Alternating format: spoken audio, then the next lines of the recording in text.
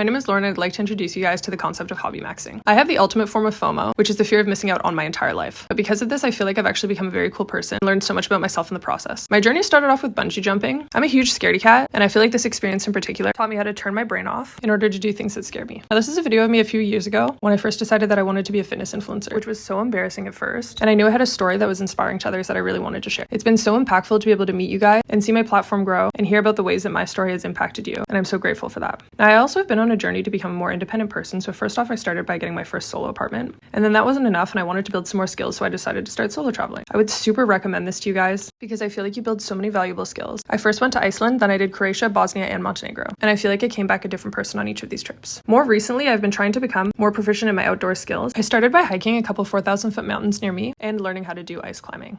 After I got pretty good at those, I decided to take on my next adventure and I flew myself to Morocco to climb a 4,000-meter mountain. This was the hardest thing I've ever done. However, for whatever reason, I've now set my sights on a 6,000-meter peak. Next up is rock climbing. This kind of ties into outdoor skills, but I also found that it was a great way for me to learn how to use my strength in a different way. I literally just saw someone do it and then I did it. And the same goes for pencil sketching. I saw stuff on Pinterest and I was like, that can't be that hard. And ever since then, I've been trying to emulate skills that I see online. Now, the biggest transformation I've made and one of the best learning experiences I ever had in terms of hobby maxing is taking on the gym. I started out weak, frail, and totally afraid of food. But then I saw a couple girls that were incredibly strong. And I was like, actually, that seems way cooler. So here's me deadlifting 335 pounds and I've officially gained 45 pounds of body weight since I first started. Next up on the hobby list is Muay Thai. I literally just started this, so I have nothing to say on the subject other than so far I'm having a lot of fun. I think we get caught in routines a lot as people, believing that because life has been one way, it has to stay that way. We tell stories about ourselves, like I'm a person who's scared. I'm a person who can't do things alone. I can't figure out how to afford this thing that I want to do. And one of the best things I've ever done is turn those thoughts around into the person that I want to become and then thinking about how I can become that person. I spend all my time trying to improve, not through face masks and meditation, but through interacting with the world and continuing to learn about myself and others, which is way more fun.